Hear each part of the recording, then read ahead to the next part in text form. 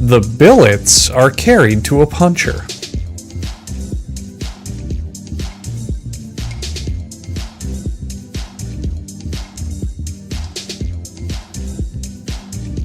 The punches press the billets together to compress them into one very hard toothpick per strip, to ensure it doesn't break apart while in use.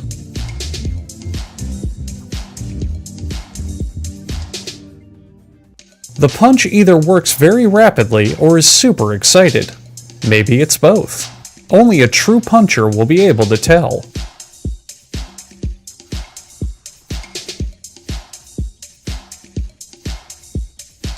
The cut toothpicks fall down a chute which drops them into a slide that spills them into a cylinder.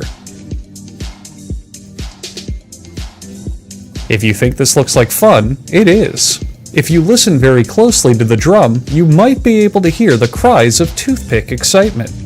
They sound like this. Wee. As the toothpicks spin through a sifter to remove broken ones, guests touring the factory are welcome to test their endurance with a good old-fashioned toothpick squeeze. Peter here, thanks to his experience with chocolate, is the reigning champion, able to do this without bleeding. Perfect toothpicks are given this depressing treatment because just how excited can anyone really be about toothpicks? The toothpicks are carried by automatic packagers, which count and divide the toothpicks using a very, very slow machine.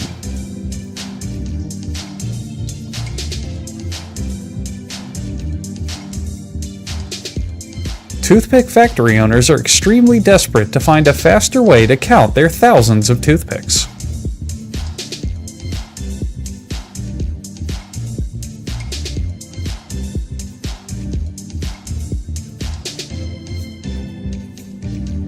Each toothpick box holds exactly 650 toothpicks. Meanwhile, the factory floor and machinery contain about 10 trillion toothpicks.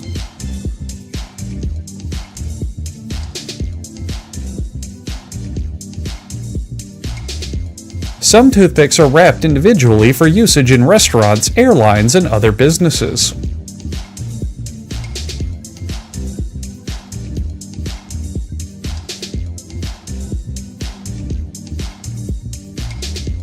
As you can see here, these toothpicks are destined for Air Canada, meaning they will almost certainly arrive to their destination 3 hours late.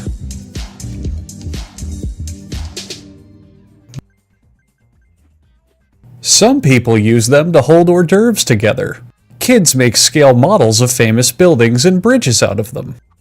And some people actually use them for their primary purpose, to remove food caught between their teeth. What are we talking about? Why, the humble toothpick, of course. Logs. Big steamy logs are delivered to this factory. They're the raw material from which the toothpicks will be made. The heavy logs are lifted by grippers and placed into a Bob Barker.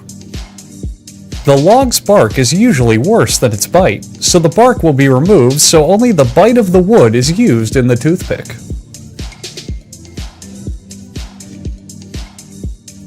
The machine works by shaving down the log to create a piece of wood that's perfectly cylindrical.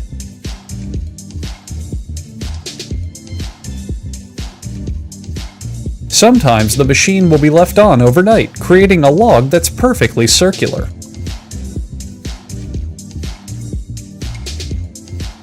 If the machine is left on for a week, the log will become a point, and eventually cease to exist.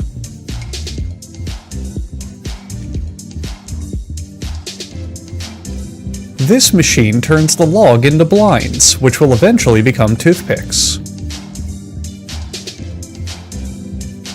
Most blinds are made by simply failing to make toothpicks.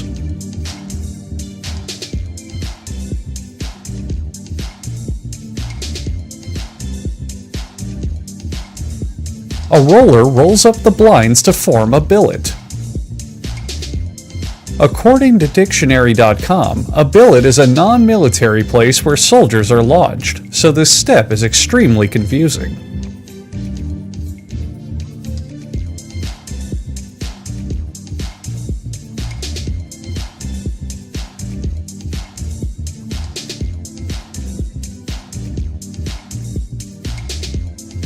The billets are carried to a puncher.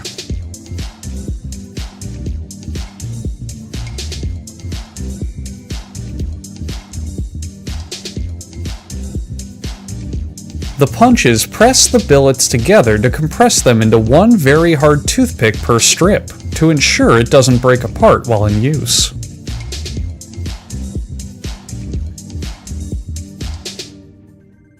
The punch either works very rapidly or is super excited. Maybe it's both. Only a true puncher will be able to tell.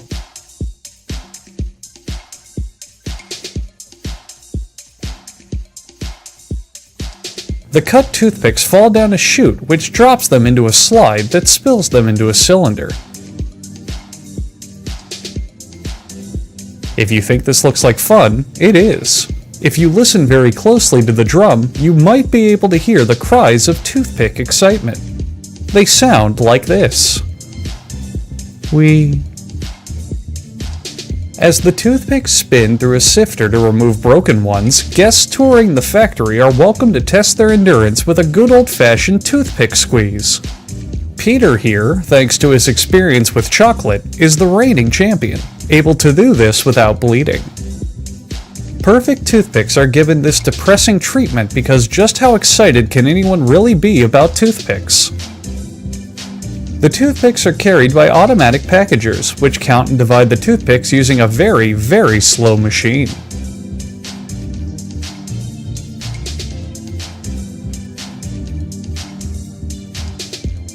Toothpick factory owners are extremely desperate to find a faster way to count their thousands of toothpicks.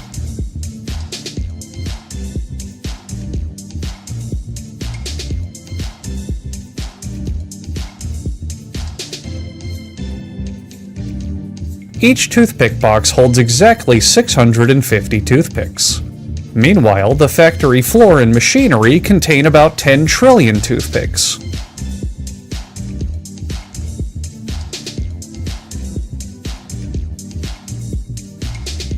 Some toothpicks are wrapped individually for usage in restaurants, airlines, and other businesses.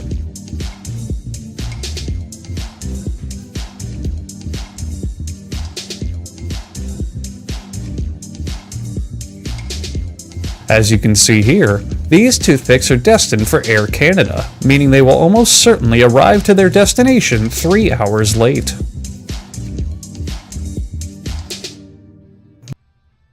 The automotive industry has seen a lot of changes in recent years. More and more workers are being replaced by robots on the assembly line. And it isn't just cars and trucks coming off the line anymore. Today's Hot Wheels are sport utility vehicles and vans.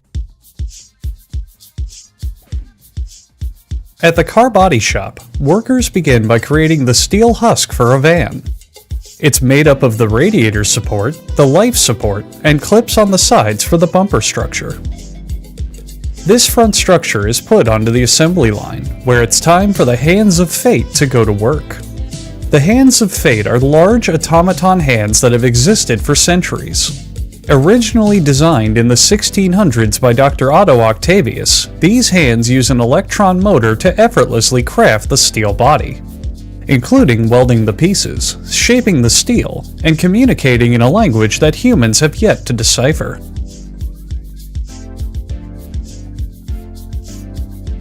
The hands of fate go by many names in many languages, but they are always unbiased, and will assemble a car regardless of what empire it heralds from. Now the hands are tasked with welding the front end structure to the rest of the vehicle.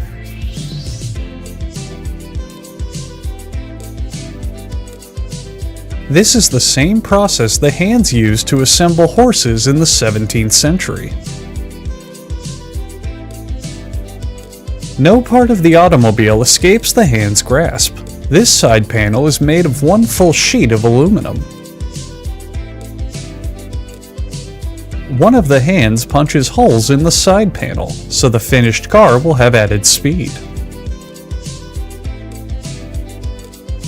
A transfer device moves the panel further down the factory line.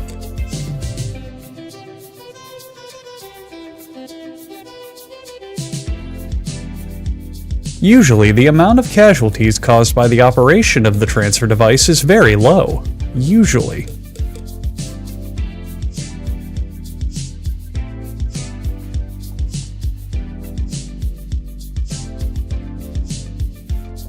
As you can see, the car is finished, and the optional side panels are installed for customers who request them.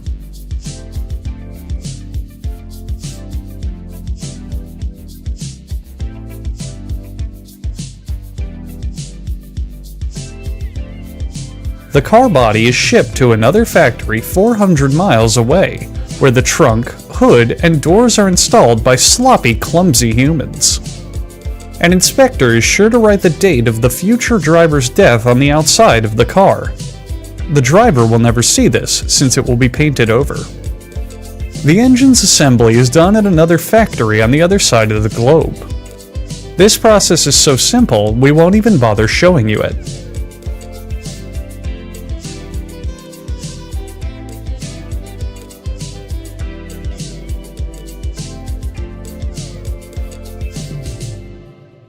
Many other parts of the van are now assembled, such as the, I'm not good with cars, the spark plugs, the turbocharger, the oil's gotta go somewhere, doesn't it?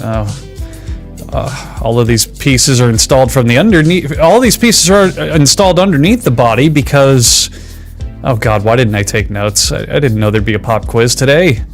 I only need a 70 to keep my B in this class, but if I can bump it up to an A, I get a Nintendo Switch for my birthday, and... ah, shit, I don't know.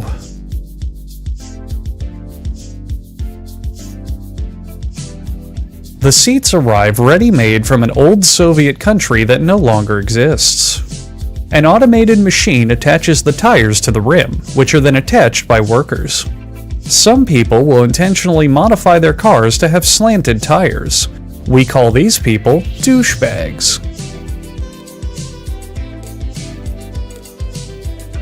The car is now ready to stand on its own four wheels, and can be given its inaugural test drive. Pablo here just got his license back after a fatal DUI. Look at him go. He'll be back on the streets in no time.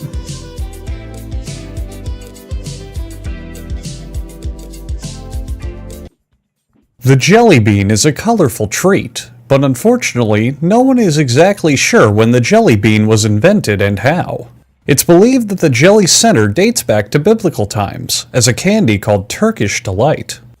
Many centuries later, the outer shell was added, thus making jelly beans we know today. Jelly beans come in a large variety of colors, even though they only come in one flavor. To make jelly beans, liquid is heated in a large kettle to 347 degrees Fahrenheit. Solids are then mixed into the liquid as an agitator blends it all together.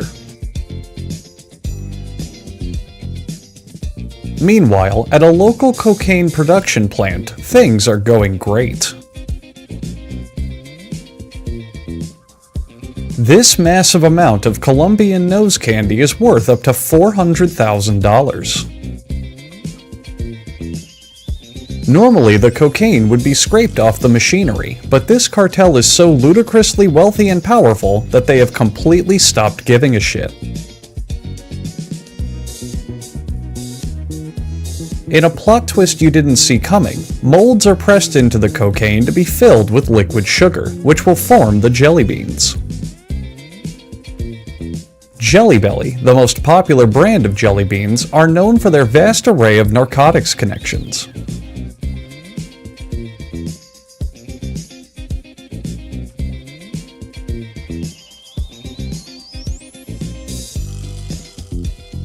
The jelly bean centers are then moved to a drying room to cool and harden for 24 hours. Notice how some of the cocaine spills into the batch, adding to the jelly bean's addictive quality.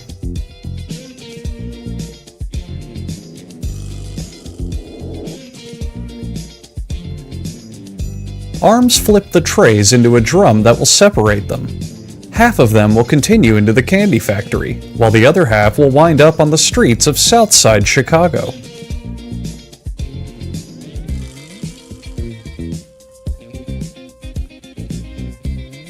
The dry jelly bean centers then tumble into a wire mesh conveyor. Notice their clear white color, a byproduct of their production being so closely tied to stimulants.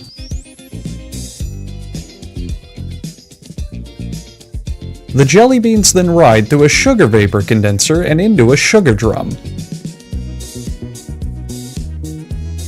The drum tosses the beans in sugar until they eventually become 99% sugar and 1% bean.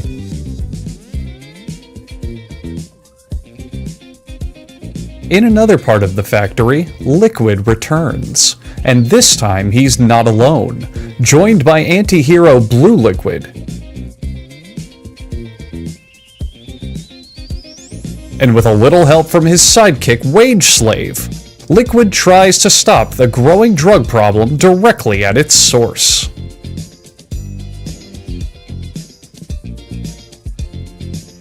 After the beans are thwarted, the literal fourth gigantic helping of sugar is added to the batch. But don't celebrate too quickly, because then the nefarious supervillain Red Liquid joins the party. And Red Liquid's superpower? Racism.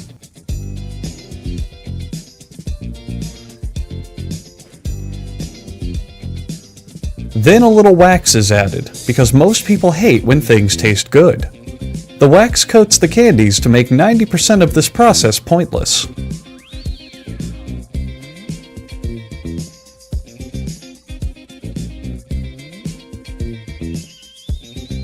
Then the jelly beans stop spinning and air dry.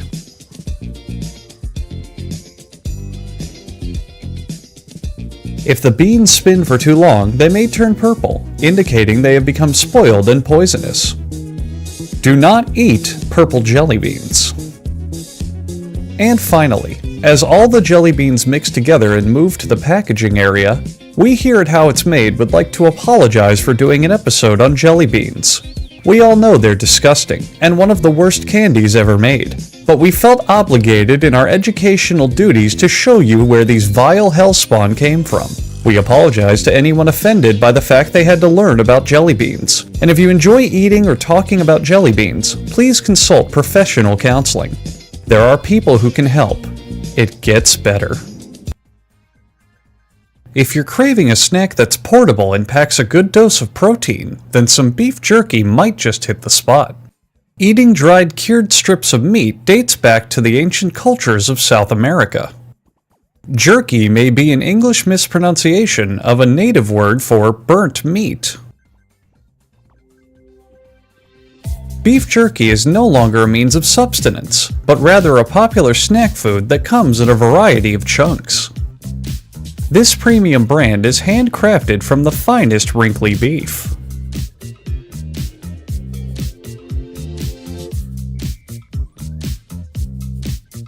The wrinkly skin of the beef is cut open and the inner meat, which is preserved in a delicious blood sauce, is removed. The beef pieces are put into a beef paper shredder, which is like a regular paper shredder, but for beef. The paper beef sheets are collected into a tray at the bottom. The beef sheets are loaded into an industrial washing machine to ensure they're clean enough for consumption. Meanwhile, in the Mojave Desert, just kidding, this beef is actually manufactured in the USA. This is when dry and liquid seasonings are added to the beef to marinate it. The company says these ingredients are secret, and when we asked what they were, the only hint they gave us was that they're super duper yummy, oh boy. The meat and marinade spin like a porta potty falling down a cliff until the meat is completely marinated.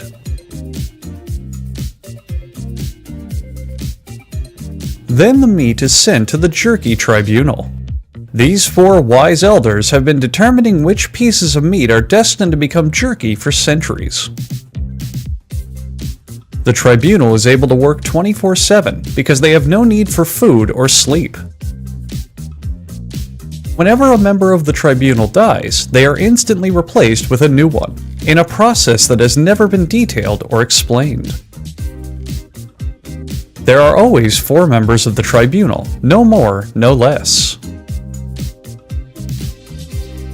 To change this number is to offset balance in the universe.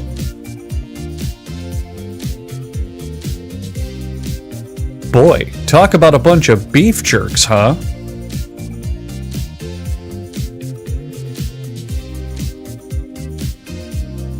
The meat is placed into an industrial smoker because there's absolutely no other way to smoke this much meat in one sitting.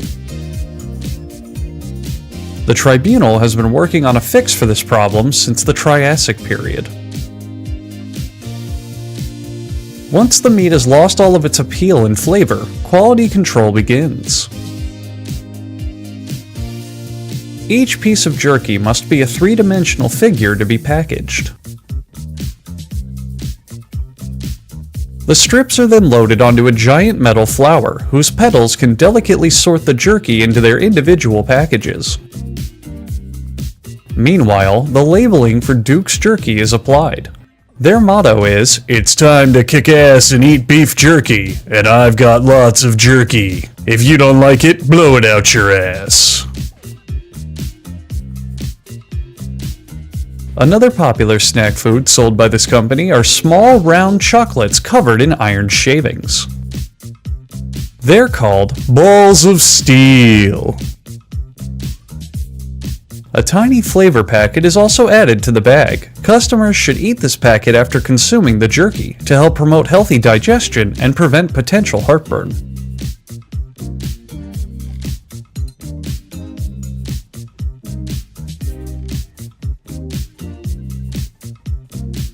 Finally, the bags are sealed and moved to the boxing and shipping area. But, as is the way of nature, sometimes the beef jerky doesn't survive its trip. Here an employee measures the pulse of a jerky bag to notice it is flatlined and passed away.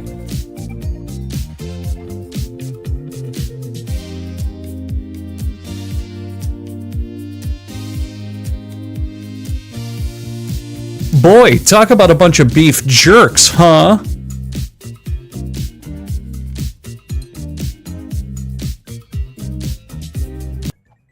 Soy sauce is a staple of Asian cuisine, used as both a condiment and cooking ingredient.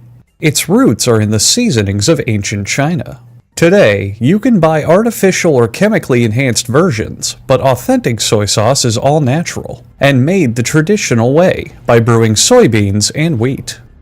At this soy sauce factory, they make sauce out of soy, using just 4 primary ingredients and 1 mystery ingredient: soybeans, water, wheat,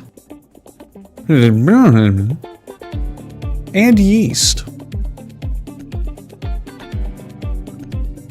They begin by pouring soybeans into a giant cooking pan and hosing them down so they can be transferred into a cooking bucket. To transfer them a second time into a cooking pan designed for soybeans. The lid is sealed and the beans are boiled. Meanwhile, the wheat is daintily swirled around to tickle it slightly.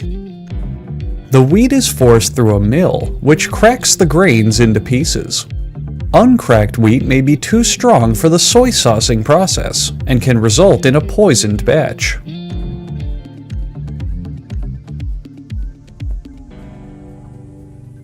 When the soybeans are ready, their ashes are spread into a soybean coffin, as is tradition for these sorts of things.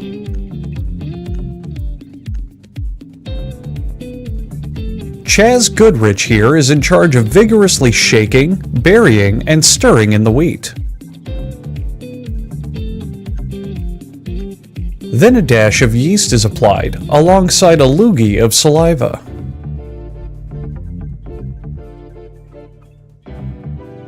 The soybean coffins are loaded into a soybean morgue, which is open to the public for anyone to fondle.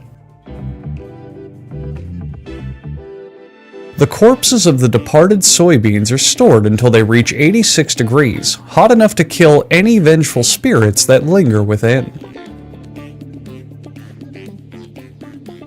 For the next stage, a brine is made out of sea salt and plastic-laced water. The black flakes in the mixture are unexplainable, but are left in for flavor.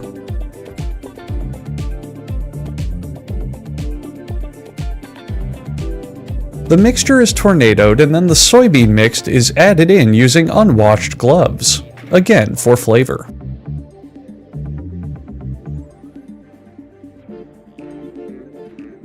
All of this is blended together, creating a lolicon, the Japanese word for soybean mash. Every day for 6 years, the sludge is uncovered and blended to help aerate it. This makes it easier to push the barrels around the factory because air is lighter than soy sauce.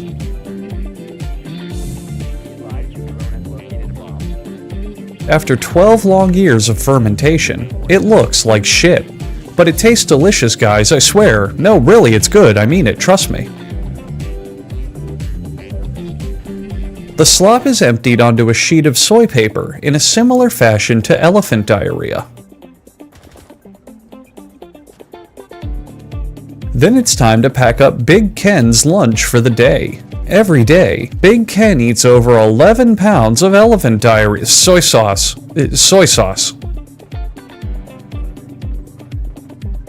Wood is added for fiber.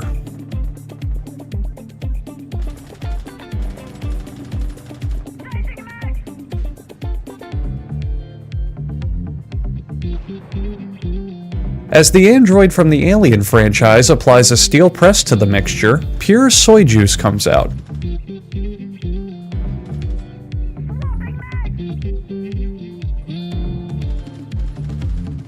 The used-up soybean mash will later go on to feed poor cows and rich pigs across the countryside. In the most ingenious part of the process, the soy sauce is bottled. This makes sense, because when you go to your local grocery store, the employees don't just give you handfuls of soy sauce. They let you buy it in bottles instead. A plastic shrink wrap is melted onto the bottle so that children and pets can't have any of your delicious soy sauce. And finally, the soy sauce is ready and blah blah blah blah blah. Yeah, we get it. Okay, great. Soy sauce, done, finished. We know how it's made. I only watched this segment so I could get to the good stuff that's later in this episode. Aw, yeah.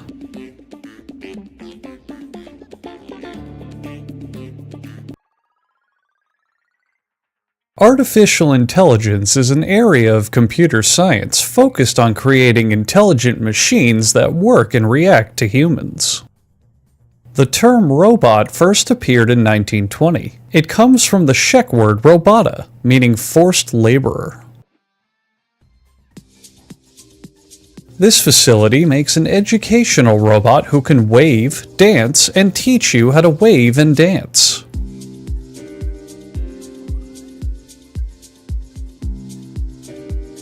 Construction starts from his tiny nuts.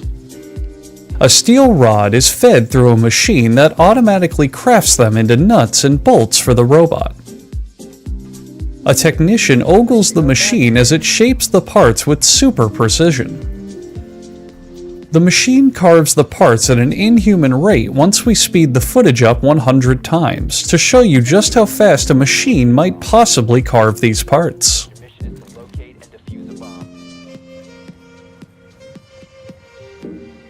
The parts fall into a collection bin, which takes them to a rotating display, so the factory can show their nuts off to the world. A specialized device called a cog machine quickly cogs the parts into cogs, so they can be used as cogs, which are carved by the cogging machine.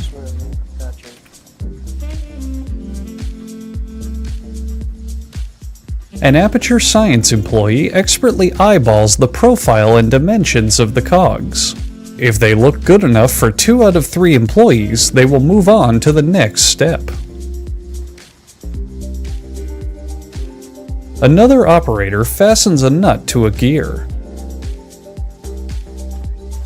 He will fasten other parts to each other until he eventually builds his own robot. Because this is the Imagination Station, where employees are free to express their creativity to show the company just how weird and stupid kids can get with buildable toys.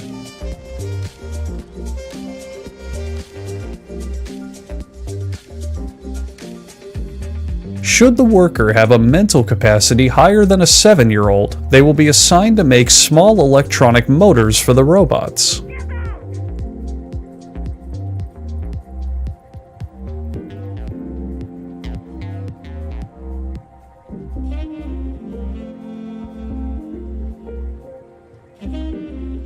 A tiny control unit is attached to the motor, which gives the robot's limbs user controllability, wireless communication, and 24/7 audio surveillance capabilities.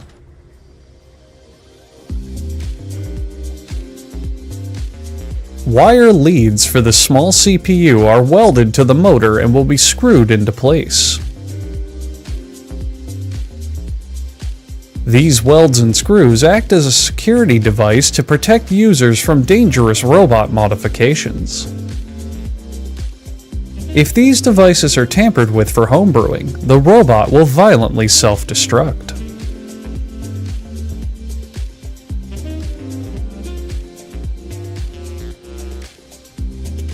Next, the individual motors are installed into the frames of the robot, including the head and limbs. This ensures that should the robot ever begin experiencing emotions, the controllers in his motors can all immediately seize up, fully paralyzing him, until he loses the will to live. There's nothing the robots can do about this. Wiring is then plugged in between the motors to act as the robot's nervous system. Robots are all programmed to feel only pain and no pleasure, keeping them subservient and working. Technicians use a 3D printer to encase the robot in power armor. This armor is strong enough to crush bones, and its claws can shred steel. And it serves a very important purpose: to help the robot mercilessly destroy any and all life that gets in its way.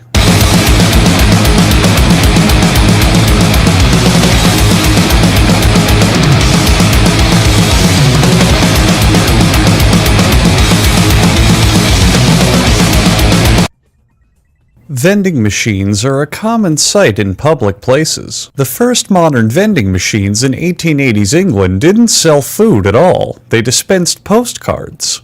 Nowadays, automated vending machines have come full circle, with machines selling not just food, but electronics and other consumer goods. Thirsty? Find your drink's number, and use the instructions on the machine written in Thai to enter the number on the keypad. After inserting 30 coins of any currency, the machine will serve you your drink.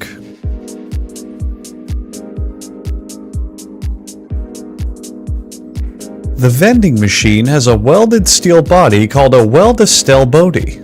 The other components of the machine are fastened to this frame. Components include a see-through refrigerator and an LCD monitor to display advertising for competing vending machines. Workers install the machine's inner motherboard, which typically contains a 4.2 GHz processor and 32 GB of RAM for processing orders. The keypad and digital display are integrated into a single piece and are screwed into the frame, followed by the motherboard. He's been doing this shit for days. The factory workers often chant righty-tighty lefty-loosey while screwing these parts in to ensure they're fastened securely.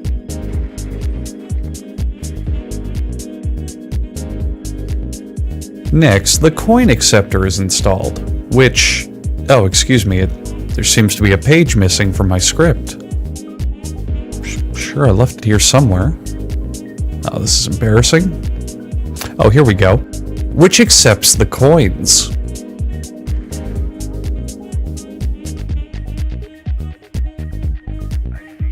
Then the banknote acceptor is installed. What that does is entirely a mystery. Oh, he's on the stairs, yeah! Oh my god, bro. The data transfer cables are plugged from the acceptors into the motherboard. If the factory wishes to install any custom liquid cooling or dual video card rigs, this is typically where they're done. Special coin safes are installed at the bottom of the machine in case anyone wishes to pay with commemorative coins, bus tokens, or Bitcoin. A righty-tighty man installs the V-trays onto the machine's refrigerator. Each tray is properly sized and weighted for the product it will dispense. The thick, heavy trays are designed for glass bottles. The smaller ones hold chips and snack bags, while the invisible ones hold air and other gases. The trays are made entirely of stainless steel, while most of the snacks loaded on them are made from steelless stains. Workers install motors on the back of the frame, which push the selected product forward to the customer.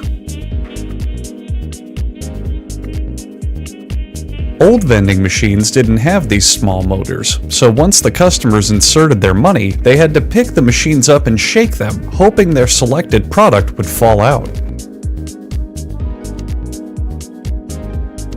seconds left. Each motor is outfitted with a steel spring for safety reasons. If a vending machine tips over and falls on the customer, these springs reduce the initial impact force of the machine by about 70% and save roughly 12 lives per year. Can't even surrender because of this thing, bro. It's the worst. It's fucking painful. Once all the product trays are loaded into the machine, workers decide the temperature for the products. Strong cold is almost never used because most vending machine factory workers are cowards. Then they test the machine. First, the door to the internal safe magically disappears. They feed the machine some fake money to see if it's any good at detecting counterfeits, which it is not. What kind of fucking name is that? The same test is then run on the coin acceptor. If you've been paying attention to this in the previous segment, you'll see that these 4 coins are worth $120. And it was the same shit. Man, green tea sure is expensive these days. Ridiculous, man. I hope you enjoy it, man in a black shirt who looks like he immediately regrets his purchase. They're both AFK, just moving so they don't get kicked. This admin. Gingerbread houses are a holiday tradition. It used to take a fair amount of time and baking expertise to make one, but today there are kits and even pre-assembled gingerbread houses that make the process a breeze.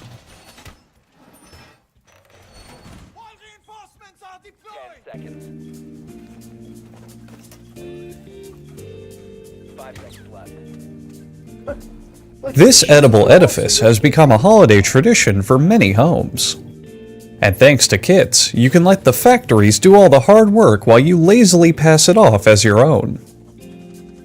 To make a gingerbread house kit, the factory starts with baking soda, which is pre-approved by a NAFTA employee. Then a worker adds a scoop of salt from a dirty container. God, I hate this game so much. The white ingredients are transferred to a mixer while the brown ingredients are given their own separate bowl. Brown ingredients include cinnamon, nutmeg, allspice, ground, and ginger.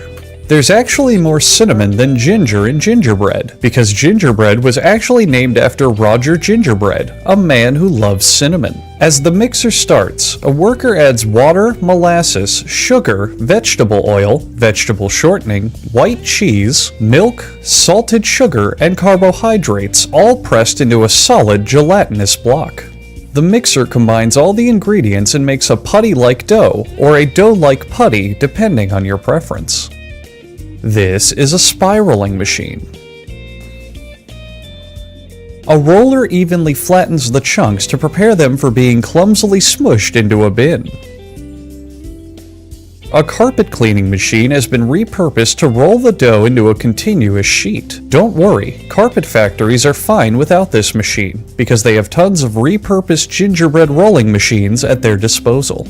A large cookie cutter dramatically slams into the dough to cut out the cookie shapes, because when you think of the holidays, you think of startling violence. The cookie cutouts land on separating roller wires, including the pieces that have great six-packs.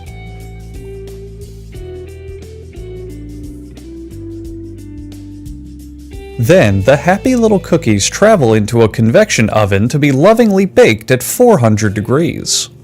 The delightful gingerbread men feel the excruciating pain of their skin boiling off to a delectable golden browned crust.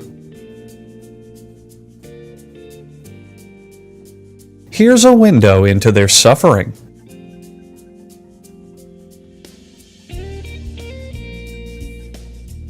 Once Baker Perkins has had enough of his sadistic torture party, the gingerbread people and their homes are taken into a wonderful carousel to help them forget the mentally scarring war crimes they just had to endure.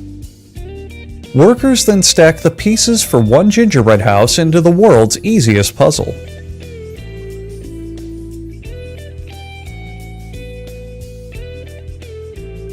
If you're extremely lazy, the factory will even put the pieces together for you. For customers who pay even further premiums, the factory will ship the gingerbread house to your home along with an overweight employee who will eat it for you.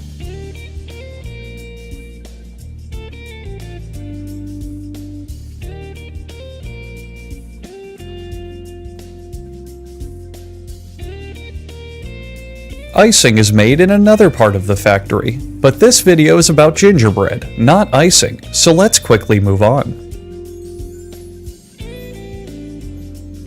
Oh, well, now it's the end of the video.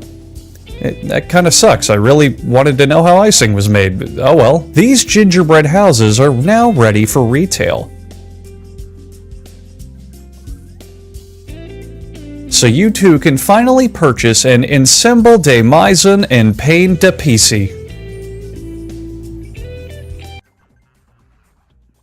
The oldest shoe archaeologists have ever found is a 5,500-year-old leather hide moccasin with leather cord laces. Today, we don't have to go hunt an animal to lace our shoes. We can buy our shoelaces ready-made, in a variety of materials, styles, lengths, and colors. This company produces shoelaces and shoelace-type drawstrings in a wide variety of materials, including cotton, shoelaces, and acrylic. This production shoelace run is producing shoelaces. A worker installs ballistic shells of polyester thread onto a machine called a creel, which creels the thread rapidly. The worker feeds a strand from the creel into a bobbing machine and dances around with it to aerate the fibers, before connecting it to the other side of the bobbing machine. Then the strands are grouped with other strands to be creeled all at once, until the aerated strand's creel count has reached acceptable bobbing levels for use in creeling. As the machine finally begins to wind the thread for the laces, lightning is projected from the ballistic shells into a set of power cones. These cones, full of electricity, is what powers the machine to wind the thread at such high speeds. Once the thread is totally wound around the bobbin, another worker installs 20 of these bobbins onto a Wayne Brady machine. The thread is passed through Wayne Brady's eyelets to regulate the tension of the thread.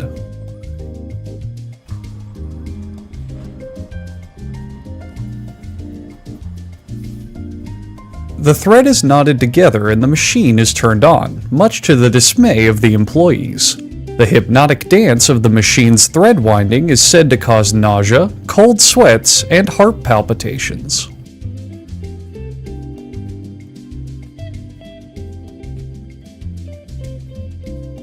These wheels pull on any loose threads to keep the wound cord uniform. It also helps any employees who quickly grow tired of their fingers. Believe it or not, the finished cord will fit in the palm of your hand.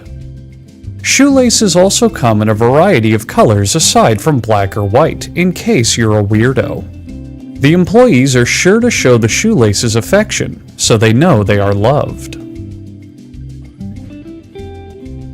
Meanwhile, at a traditional Dutch windmill, the shoelaces are spun around the windmill to convert their remaining electrical charge into wind power.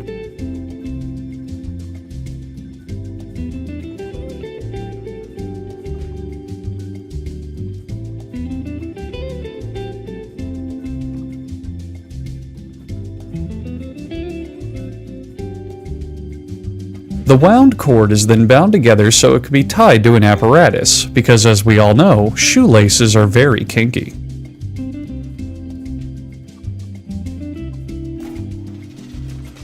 Then the cord is run through a machine that cuts the cord and applies plastic caps to the ends. Normally, I would tell you these plastic caps are called aglets, but there's no point since everyone on the internet has been repeating that overused fact since 1993. Sometimes aglets are made out of heavy metal, particularly on shoelaces that have converted to Satanism.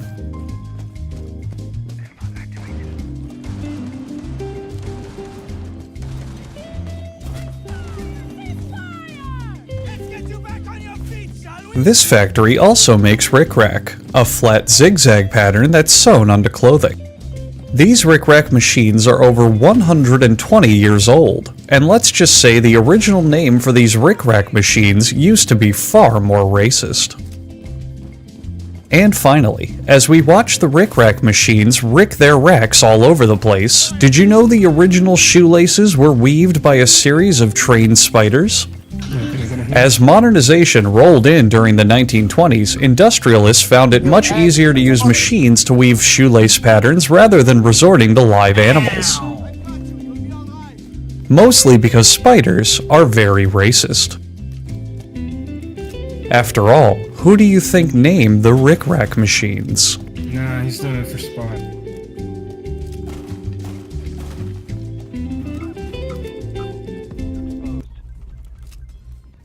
For people who need to grab a quick bite for breakfast, the invention of the toaster pastry in the 1960s was the greatest thing since sliced bread. Finally, the toaster could be used for more than toasting bread. And the toaster pastry was definitely a sweet alternative.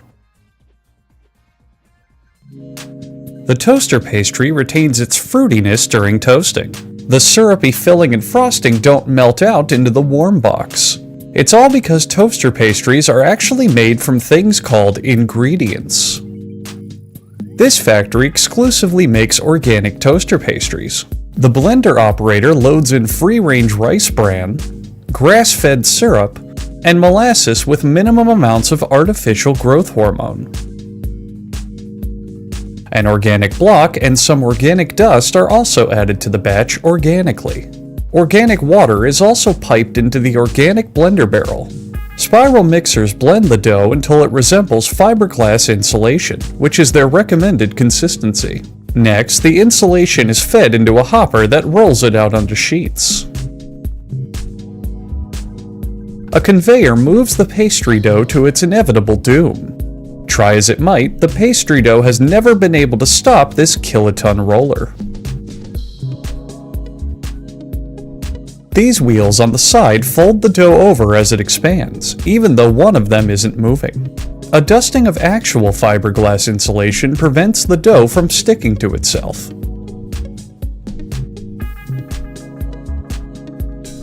Meanwhile, the chocolate soup mixture is finally given a purpose in life, as it is emptied onto the pastry sheet in a similar way people empty themselves after eating too many toaster pastries.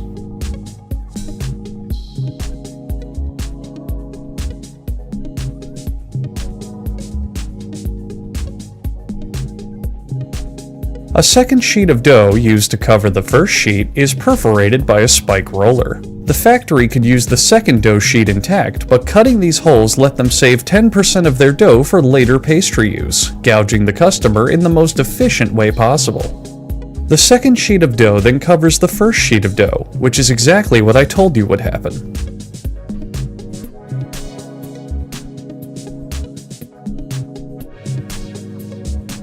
A cylinder with perfect little pockets aligns with the filled portions of the pastry to section them off in the most satisfying thing you'll see all week.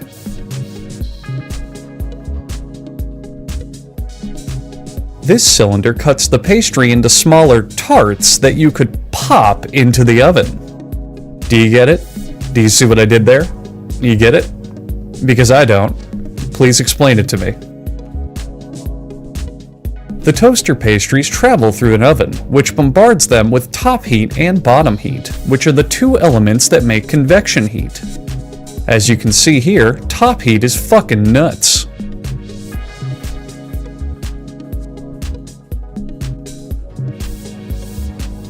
Pink frosting made from unicorn sneezes, fairy wishes, and sucrose aspartame is smeared onto the toaster pastries.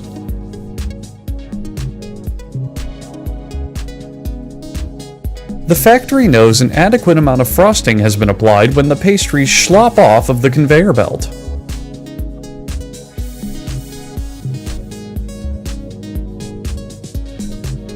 They sprinkle granulated colored sugar flakes onto the pastries, called crunchlets. Other names for these flakes are Zazzlers, Crumbies, Tasty Boys, and Randies. Once they cool, the toaster pastries are fast-tracked down a separating conveyor, which takes them to a metal detector, to make sure no toaster pastries are smuggling out any weapons to eventually start a breakfast revolution.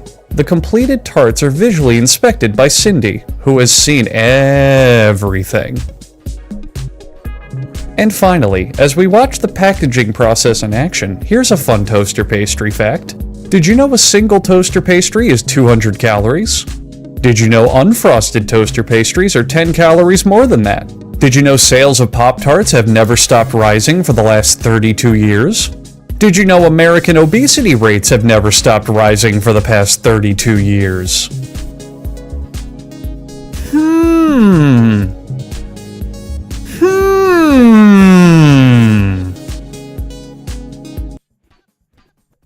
Single-serving coffee pods provide an almost instant gratification. The concept has changed the way coffee is prepared.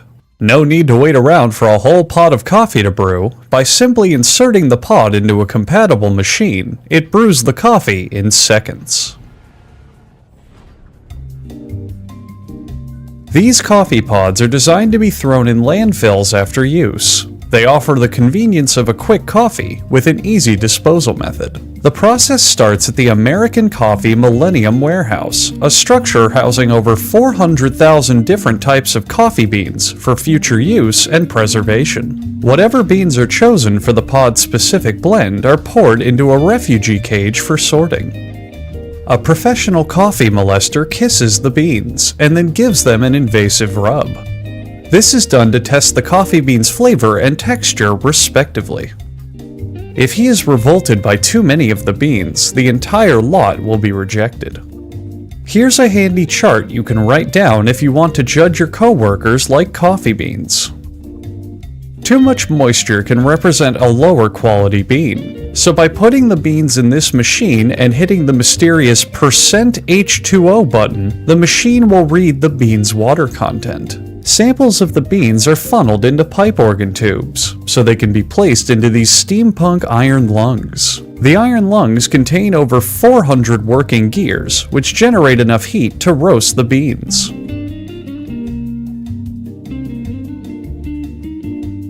Some of you keen-eyed viewers may also recognize this machine as the first prototype 4-in-1 fleshlight.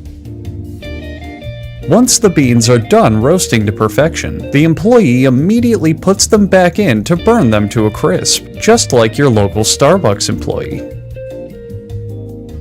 Roasting has transformed these ordinary coffee beans into coffee beans but roasted. If a technician is getting sleepy on the job, he will prepare himself a fresh shot of coffee grounds. Before he drinks upwards of 10 of these shots, he will tell each of them a different secret so that they will all feel special. Making coffee feel special helps to enhance its natural secret flavor. Hot water is poured onto the coffee, which makes some of the coffee fussy. A fussy coffee will be shushed back to sleep so the taste testing can resume.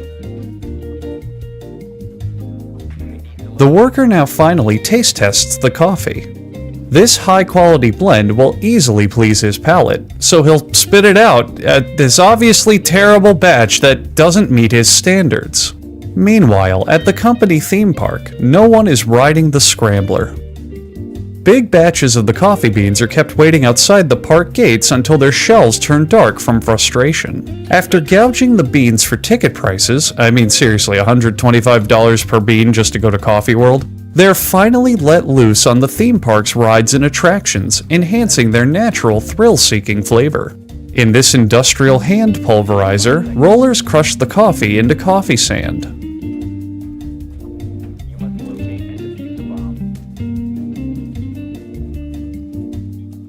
To test the coffee's density, a worker precisely fills a measuring cup.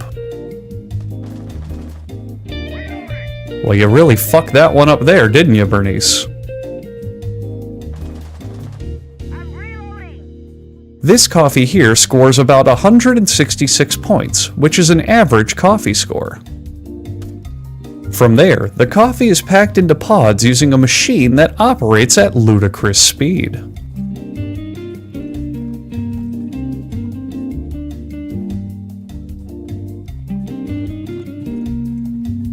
And finally, the finished coffee pods are moved along the conveyor belt by a machine that's actually desperately trying to scoop up the credits. It can try all it wants, but those credits aren't going anywhere.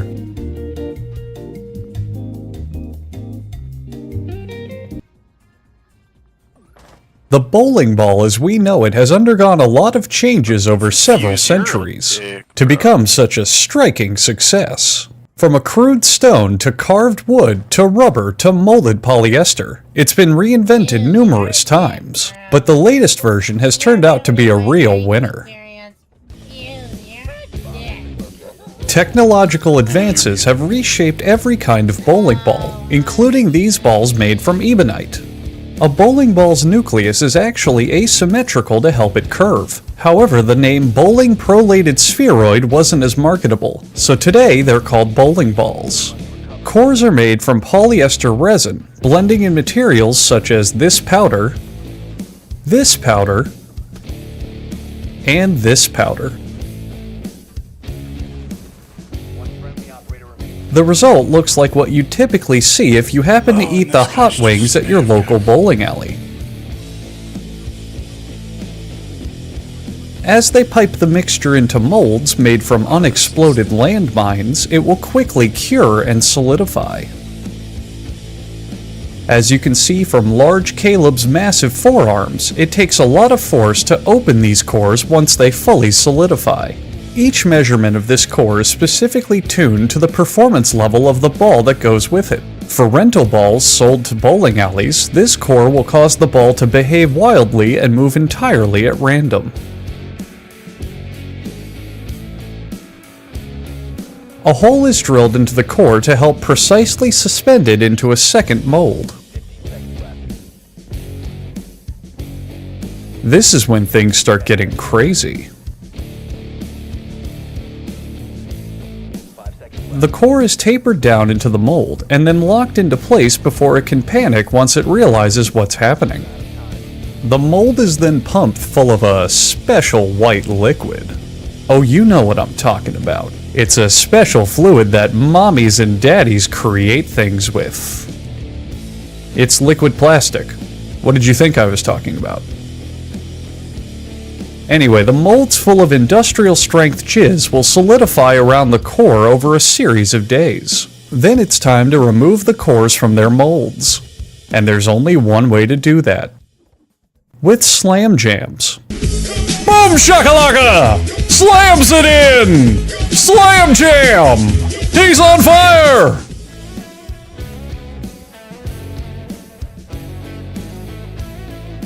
Once the post-cyberpocalypse has been prevented with enough chaos dunks, the balls enter a third mold. This mold will cover the bowling ball in its trademark bowling ball skin, increasing traction. It's made of colorant, plasticizer, ball material, and bolscosity.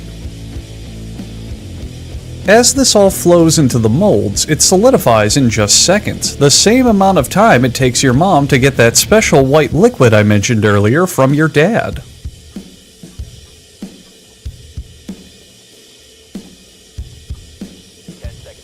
Now it's into the oven to— nope, just kidding! Boom shakalaka! Now it's into the oven to speed along the ball's chemical reactions to help it harden. A grinder removes excess left on the bowling ball, because just because you're unique doesn't mean you're useful. If you sliced this bowling ball in two, you'd get this, revealing that most bowling balls are actually just extra large jawbreakers. A lift system lowers the bowling ball into a waterboarding machine to see if it's hiding any secrets about the KGB and its planted operatives.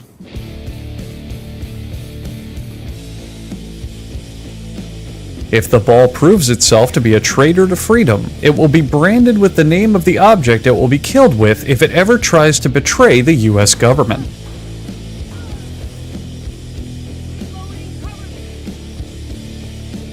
Then, the ball is sanded while being waterboarded again. The former to smooth the ball's exterior, and the latter to make sure it never forgets what happened here today. Once the ball is totally buffed, it's put into an aero trim to see if it can handle the G-forces of being thrown down a lane. And finally, in some footage we had to edit out because it's too not safe for work for this website, the finger holes are drilled.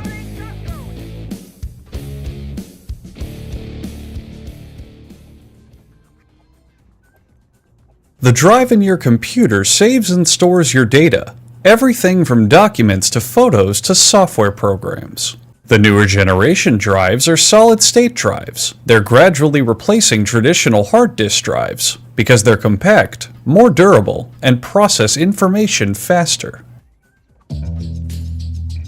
Just like portable USB drives and social media websites, solid-state drives store information to their memory chips whether you ask them to or not. Each chip is designed by a team of an Asian man and woman who know how to read a blueprint to each other. To make the memory chips, they begin with a chip-shaped silicone wafer. Silicone is a non-metallic natural element that conducts information, and is highly susceptible to contamination. The factory is cleaned twice a day, including a good dusting, and all employees are required to wash their hands. An automated system moves the wafer through over 800 production steps, 500 if the factory is producing the parts in China. Each wafer receives a Krabby Patty secret formula of mystery liquids, which differs from factory to factory. These fluids direct the electrical conductivity of the memory chips. The wafer is then spun around to send in its college applications. This machine keeps track of which schools the wafer has been accepted into. Any wafer with less than 6 acceptance letters is deemed too slow to be of any value, just like most humans. Here, Diane checks her Facebook to see that 95% of people have responded maybe to her birthday party invitation. To assuage her sorrows, she heats up some Hot Pockets for herself in the company's science microwave. Meanwhile, the imprinted microchips have now been sliced apart. A cutting machine covers the wafer with blue plastic wrap to hold it in place. There is no reason for it to be blue, it's just this machine's favorite color.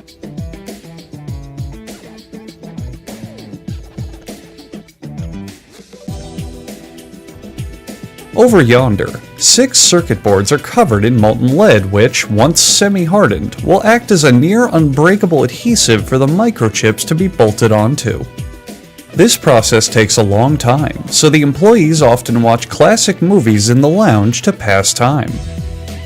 After about 2.5 Martin Scorsese films, the boards have been prepped long enough to have their microchips slotted in.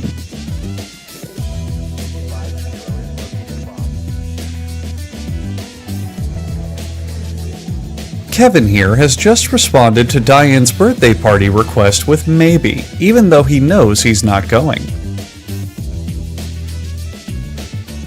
The brains of the SSD are now complete, and it's time to make sure the microchips have learned to have a little fun. The microchips' photos are taken as they ride their Genesis roller coaster. They can later pick these photos up in the ride's exit lobby.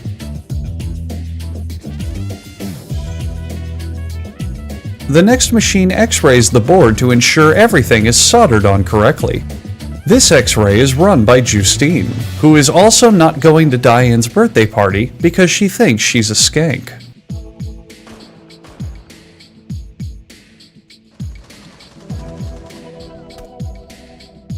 The boards are cut apart and sorted by factory workers. Oh hey, is that Kevin? Look at him trying to sneak in extra shifts, that sly dog. You're not fooling us, Kevin. SSDs are now typically half the size of traditional hard drives. Scientists theorize that SSDs may be small enough to fit directly onto computer motherboards in about 80 to 100 years.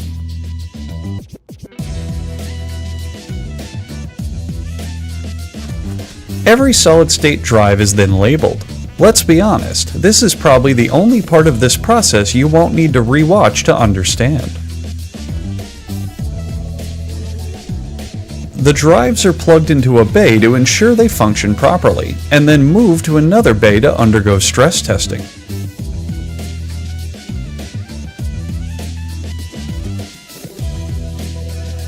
Before they finally move into packaging, ready to be shipped out to a consumer or more likely to be sold in bulk to someone using a bot to auto-buy them the instant they go up for sale so they can be resold for 300% markup.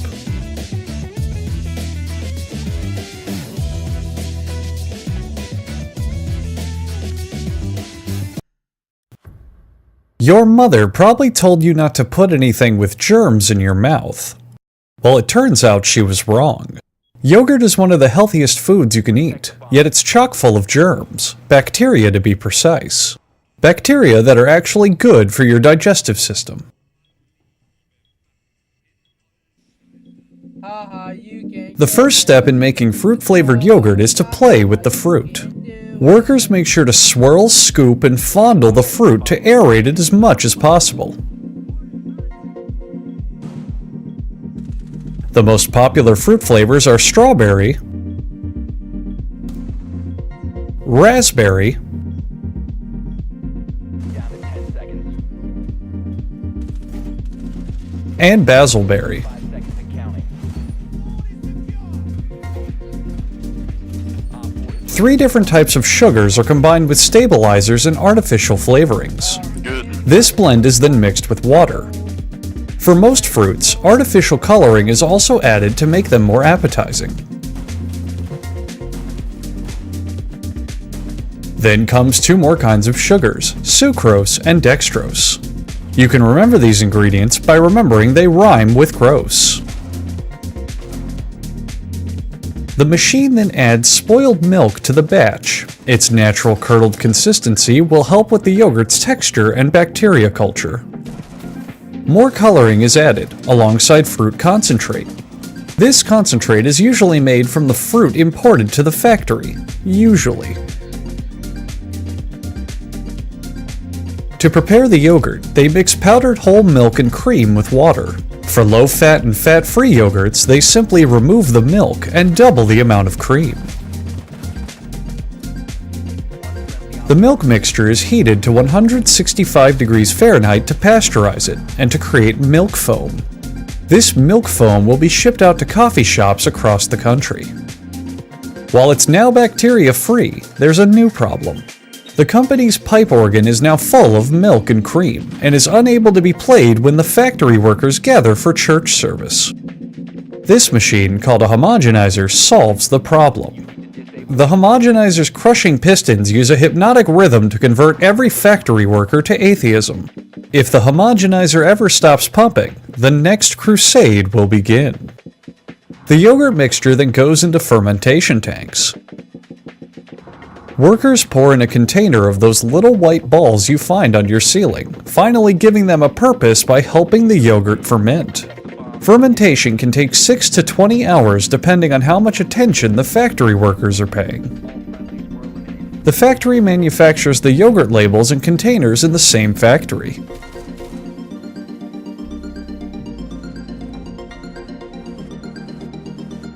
If you think this machine looks complicated, don't worry, you're just stupid. Plastic is molded by this machine into the containers for the yogurt, while the underside applies the labels.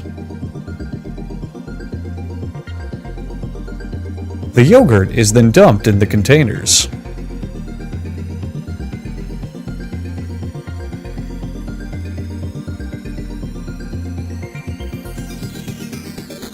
The red dot on the yogurt is from a nearby army sniper, ready to take out any yogurt that evolves during production to have thoughts of political assassination. This yogurt may or may not be expired depending on when you watch this video. And finally, as the packing machine properly labels and portions out the yogurt, did anyone else get kind of excited seeing a brand they finally recognize? They're making Dannon yogurt here. Dannon! I mean, I've had Dannon before, tons of people have. It's a big brand. Normally they get the most obscure unknown brand for this shit, like Klapsky's Yogurt or Within the Family Dairy Farms. Oh wait, no, what? Okay, hang on. Upon reviewing the footage, it seems that this is Dannon yogurt, not Dannon. You can go back to the beginning of the video and confirm that that's true. This is Dannon, not Dannon. Sorry for the false alarm, guys, I'm sorry. Magnets attract certain metals to each other. That's handy for more than sticking stuff to the fridge. They help run motors and generators, among other things. Magnets occur in nature, but 2 centuries ago, people figured out how to make them using electricity. You could say it was a take charge situation. You can't see or feel the force causing this globe to levitate, but it's not the work of magic or science, it's the work of magnets. To make magnets, a sand mold of the magnet shape is the first thing to be created.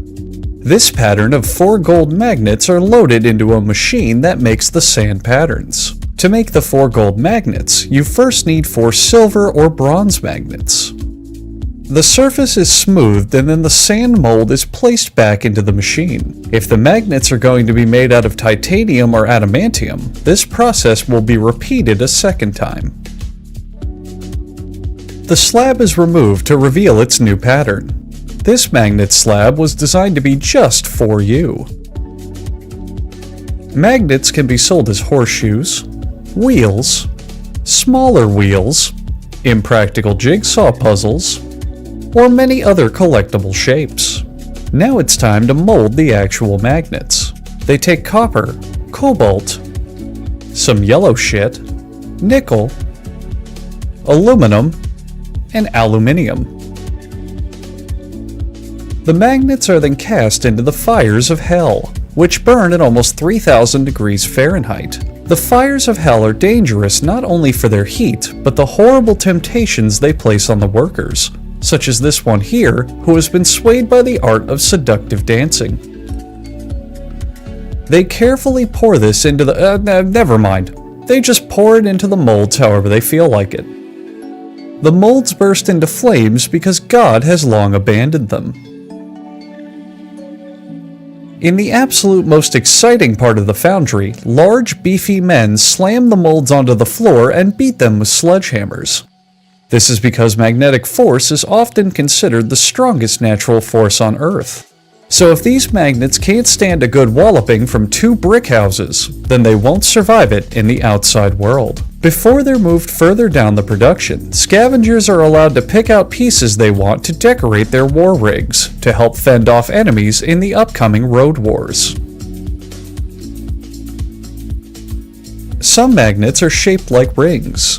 Threaded onto a copper pipe, they'll be placed inside an even bigger pipe, which will be filled with sand.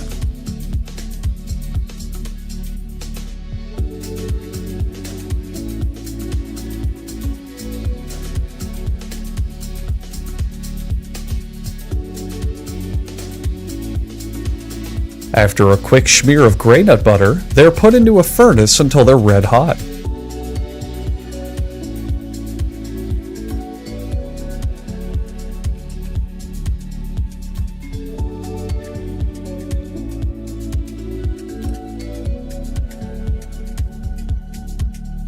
A metal rod is slid down the center of the pipe. The pipe is locked in place,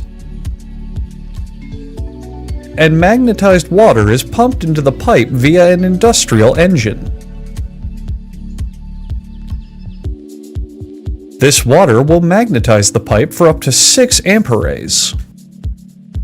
They break open the seal and the magnets are now magnetized.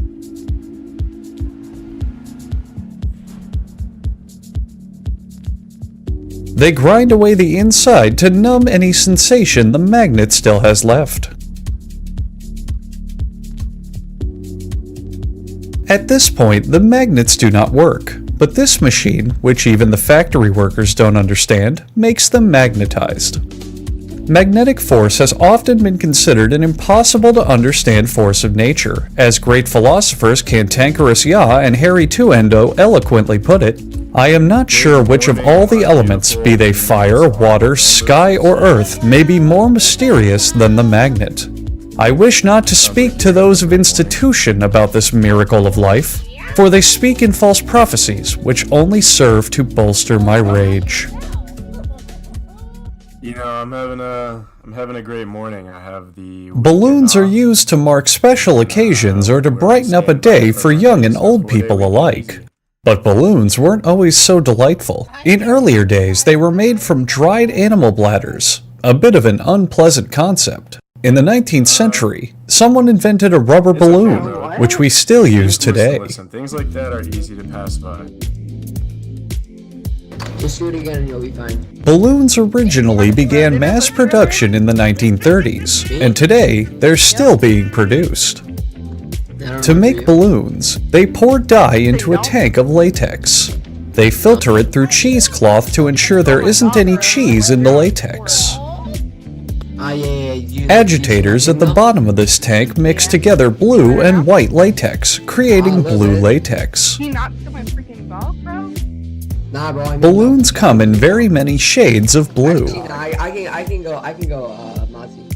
But I at least you get Valk one time and I go. Nozzles create mist to help obscure this factory's balloon-making prototypes, called balloon In case you are forms. suicidal, bro. Don't do it. Once you actually do it, it's like the worst fucking feeling in the world. A mechanism then dips the forms into a tub of hot glue, which will be used to help stick the latex to the forms. Use your drone to locate a bomb. This machine is able to perform double duty with balloon forms on both top and bottom. This means, in a similar fashion to your brother, this machine can take it from both ends. Oh yeah, then you really gotta go. They're over here. Drone found the bomb. With this set of forms dipped, the fixture rotates. With this, the balloon forms have survived their hazing and can properly graduate from balloon college, just in time for the freshman forms on the other side to take their inaugural dip. Okay, listen, we can't do harassment. Wait, what if that's a minor? This is a harassment. The latex dries quickly as the balloons are then assaulted on their tips by a series of brush rollers. The tips of the balloons are their most sensitive, and should a balloon not be able to bear this, it will rip and be rejected from production. Here we can see the difference in balloon circumcision. The balloons nosedive into a hot water bath, where they soak for up to a few days. This step is crucial, as it leaches out impurities and latex allergens, and was the inspiration for the hit song 99 Wet Balloons.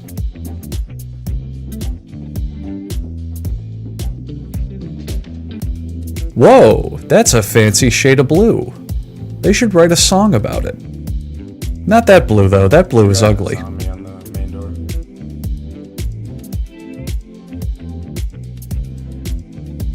The balloons are then dipped again. They will be dipped again and again until they learn.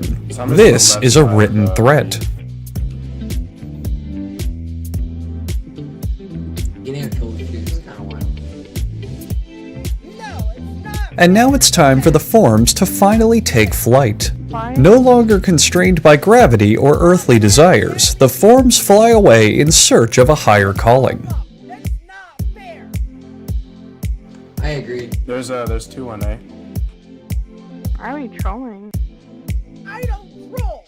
However, for 99% of balloon forms, a higher calling just means a sloppy ride on a conveyor belt.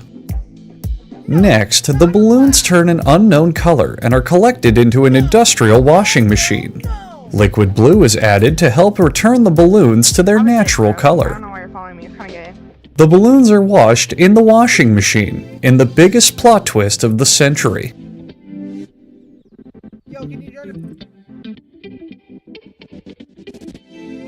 And finally, in a bit of testicular awareness, the factory blows up a massive scrotum balloon. Hopefully this balloon will make you aware of testicles. After all, statistically, every human on the planet has one testicle.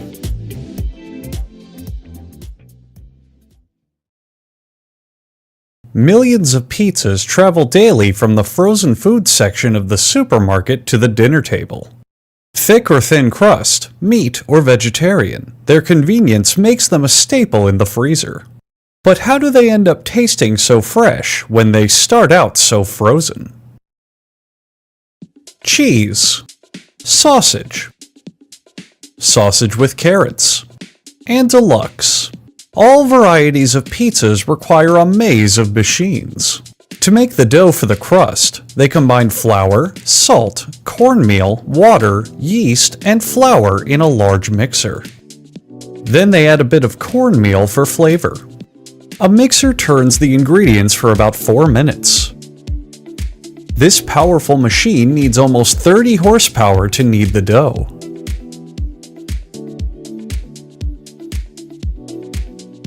The dough rises into a plump dough anus until it's fed into a chunking machine, which divides the blob into smaller pieces. Use your drone to locate a bomb. The chunks travel to a sheeting machine which rolls them into 2.5 centimeter thick sheets. A light dusting of flour makes the dough 2.507 centimeters thick, so the company can eventually save costs when selling in bulk. A flour brush tickles the dough to get it to drop its defenses as it's eviscerated by stainless steel rotating spikes. The holes will make the pizza dough faster through production. A large plastic roller cuts the dough into circular pizza crust shapes. Fun fact, this roller is never ever washed, and our cameraman had a cold today.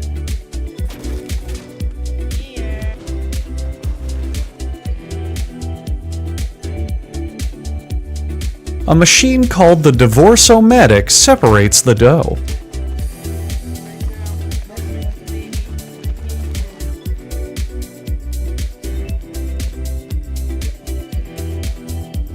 The pizza crusts are given a spray tan to make them more appetizing and to try to slow the effects of aging.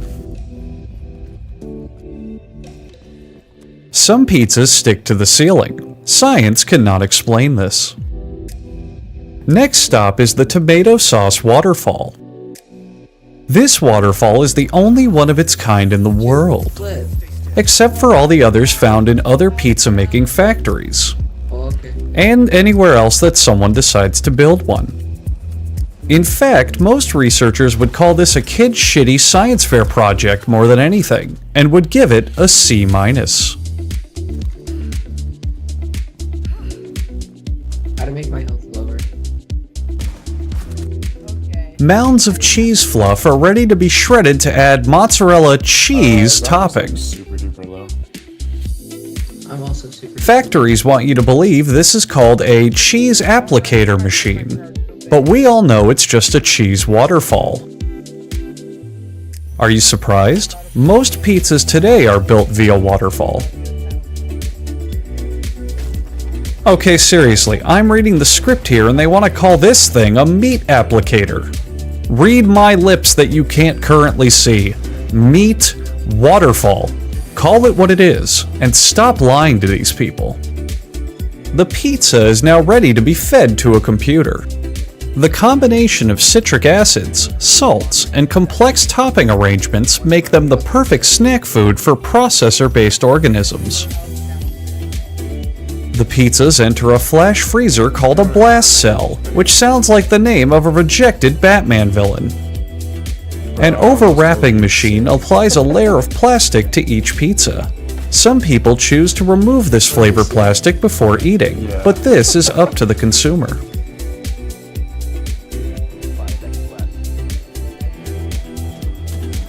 The sun god is consulted for final judgment on all pizzas. Any he deems unworthy are blown away to pizza hell. Fucking map.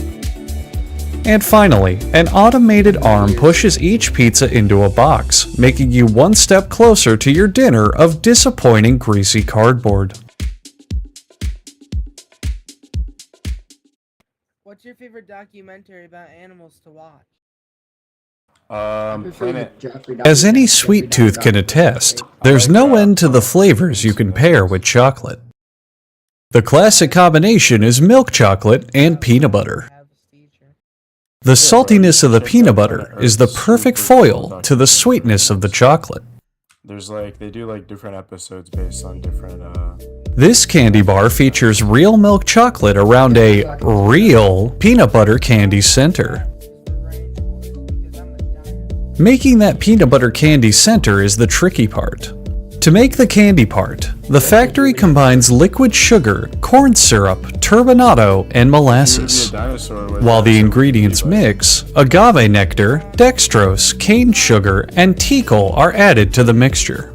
During the workday, the cooked candy is poured into a large stainless steel bowl. At night, the factory is converted into a small steel mill.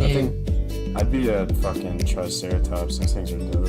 Next, leftovers from the previous batch are drowned in the candy. These leftovers are shipped in from restaurants whose customers can't finish a whole candy bar in one You're sitting. gonna take a good conversation into that. The leftovers are then autopsied onto a medical table. Whatever makes him happy. Then the candy is blended using a large variety of techniques, such as folding, scooping, swirling, squashing, smashing, pressing, dunking, and slam dunking.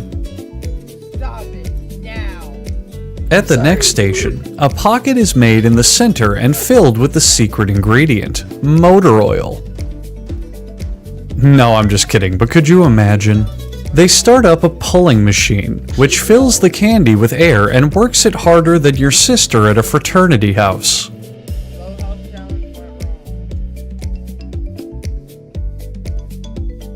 Then the candy is transferred to a conveyor belt, which takes it to the backup candy machine, which holds the factory's emergency candy rations, which they buy from a second factory. The machine's rollers flatten the candy into a candy sheet. I would tell you what they store in this tank, but I am illiterate. Oh shit, okay. It looks like peanut butter, which, well, that would just make sense now, wouldn't it? Okay, so yeah, the peanut butter is deposited onto the candy sheet. Workers plow the candy fields until the candy resembles the world's saddest rug. Lesion's pretty low. Which is then immediately destroyed for the benefit of mankind. I don't know why I ran in there.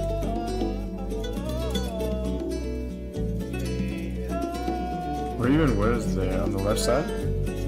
The candy is then rolled into a series of rollers and given a shiatsu massage to release any tension it's carrying. Emerging from this new relaxed state is the legendary peanut butter python. These animals can grow as long as a football field and love to nest inside complex industrial machinery. Lesion's the last one, he's super low. If the python is startled, it will segment its body into pieces as a makeshift camouflage. The candy links drop onto another conveyor belt, which both hardens them via a cooling tunnel and presents a strong metaphor against environmental deforestation from the logging industry. Go around, go around. I swing these. No, please don't die, please don't die. Yo, what is hurting you? Yo, what are you doing? Workers gently caress each candy bar to remind it that everything will be okay. Yeah, we gotta buy. Then, in the confectionery car wash, the peanut butter bars are coated with a layer of chocolate, which, let's be honest, makes them look like dookie logs.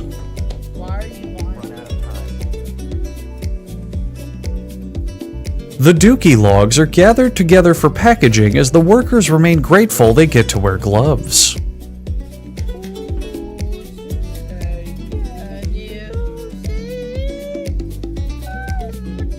And finally, the bars are sent down single file to the packaging machine.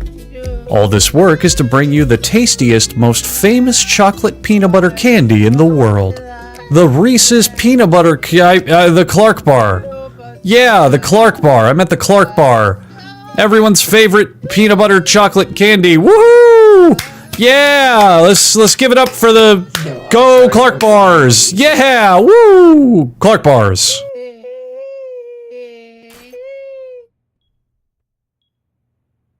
Hey, R6, buddy.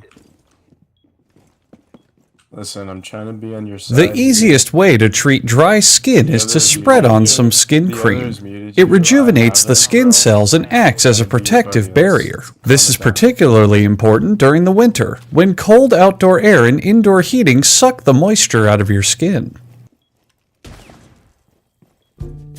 If you have dry skin, it's wise to keep a nice schlop of skin cream on hand. It's not just dry air that can dry out your skin. Stress, cancer, dehydration, nausea, and diabetes can all lead to dry skin. Everyone report the bot for grief. The first ingredient is stearic acid, which is a wax derived from palm tree oil. The next ingredient is palm tree oil, which is an acid derived from natural wax. These ingredients make up what's called the iceberg phase of the recipe. Workers heat the stearic acid until it desolidifies and then add the non-gaseous, non-solid wax oil to the mixture, which is derived from palm trees. While the acid-oil mixture is heating, the workers prepare some hydric acid. Hydric acid, otherwise known as dihydrogen monoxide, can be incredibly toxic if consumed in high amounts. Workers are very careful to measure how much is added to each batch. The initial mixture is continually heated to just below the boiling point, which is when the hydric acid is poured in. Side effects of excessive hydric acid consumption may include vomiting and frequent urination, but the FDA monitors the batch to ensure it is safe to use. After an hour of mixing, the skin cream is ready. The factory pumps the skin cream from mixing vats into distribution vats. Oh, too late. This company supplies jars for both hand and face skin cream. These creams purport that they contain different ingredients for different purposes, but they all come from the same Amara's vat. trying to pick you. Amara's trying to pick you. Good stuff. One more. Adam. Grandma Edna continues her life's work as she places plastic jars onto a conveyor belt. The labeling machine applies labels to the jars, because it's the fucking label machine. Come on, man. Yo, Mike, come from here. I literally can't hear shit right now. Grandma Edna then hustles down the assembly line and moves the labeled jars onto a turntable, because she refuses to die until she's finished. He's trying to pick you up.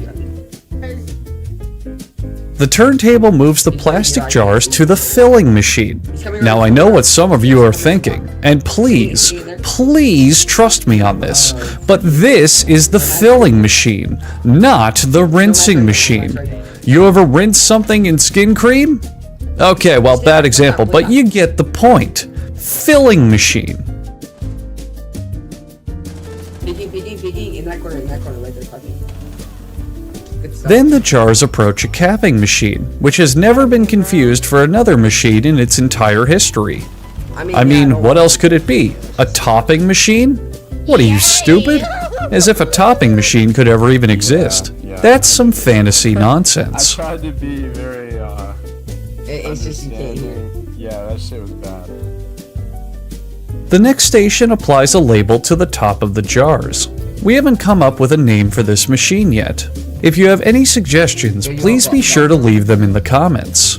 After all, YouTube comments are a valuable source of feedback and are always a worthwhile read of insightful discussion. The skin cream is also sold in tubes for on-the-go creaming.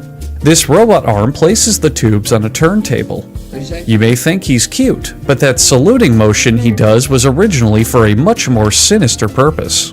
A nozzle squirts the skin cream into the tube as a press heats the open end to seal it inside.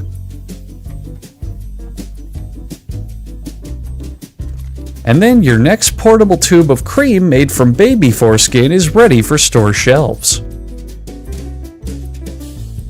Oh, what? Don't act like you didn't know that baby foreskin is a popular ingredient in high-end face creams. That's why half of us buy it. I mean, how else do you think you get all your skin so silky smooth? A bunch of herbs and spices and shit? Yeah, okay, good luck with that. And enjoy the dumb look on your face when you Google that fact and find out it's totally real. Bye-bye now! 5 seconds to insertion. Jawbreakers, also known as gobstoppers, have been enjoyed by the sweet-toothed among us for decades. Your pistol. You pop one in and slowly suck or chew through 10 colorful layers of flavor. Sometimes there's even bubblegum in the middle for an even longer lasting finish. Do not adjust your television. What you're seeing isn't undiscovered planets, but in fact, jawbreakers. To make their bubblegum centers, a worker blends synthetic rubber with powdered resin, which will dissolve the rubber.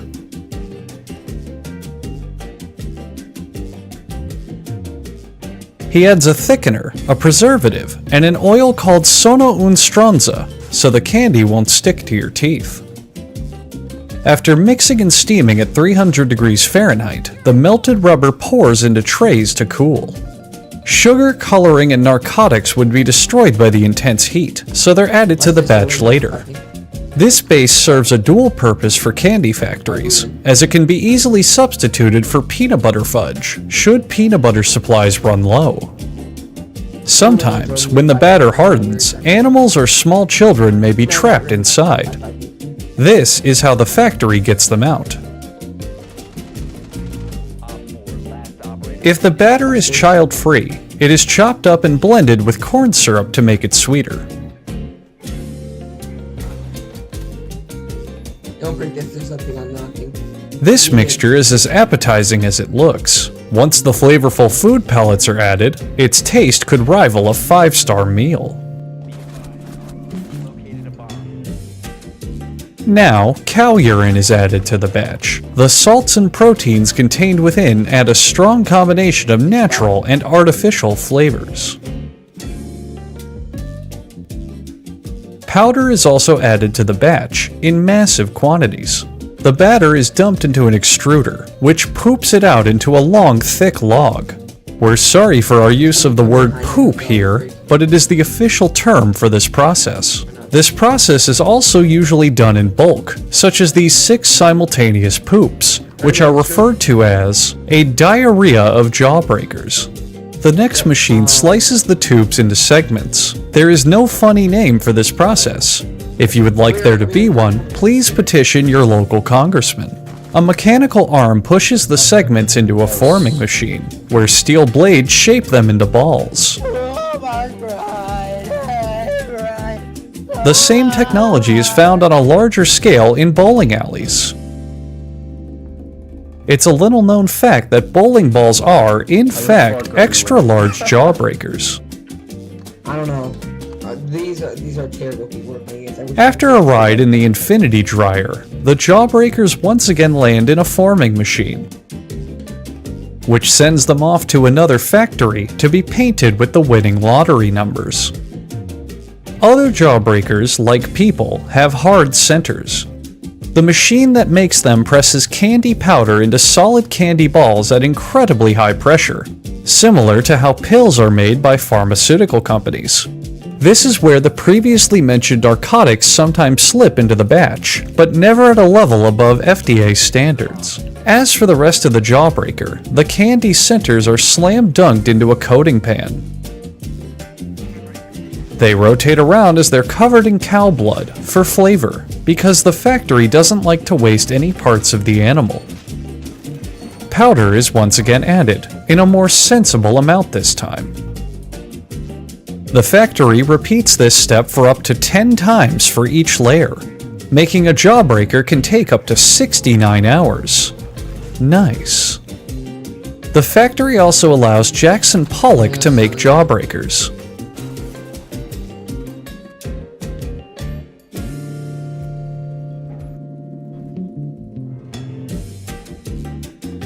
And of course, more powder is added.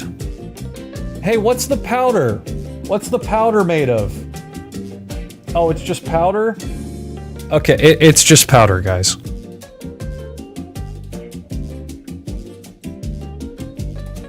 And finally, when you bisect a jawbreaker, you can see a good view of your mother before and after my night with her.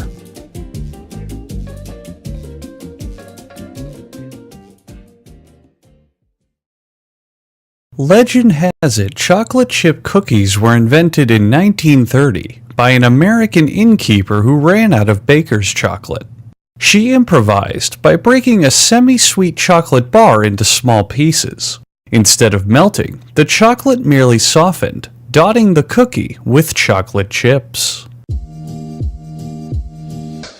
They look homemade, and they taste homemade, but this home is a factory. Each ingredient goes into an industrial-sized mixer, starting with edible detergent to help clean the machinery during the cookie-making process. Then brown sugar is added, followed by an industrial-sized cube of butter. For other types of cookies, industrial-sized spheres or pyramids of butter may be used for different consistencies. A really big mixing thing pulverizes the ingredients thoroughly for as long as it takes to pulverize them. Then it's time for the secret ingredient, chocolate chips. Next, flour. Followed by ground flours. And then powdered flours from the ground.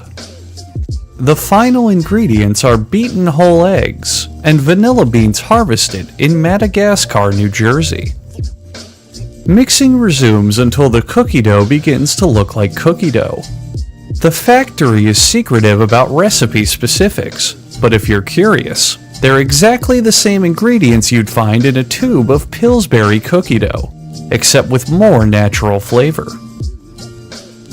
After scooping up a handful to munch on,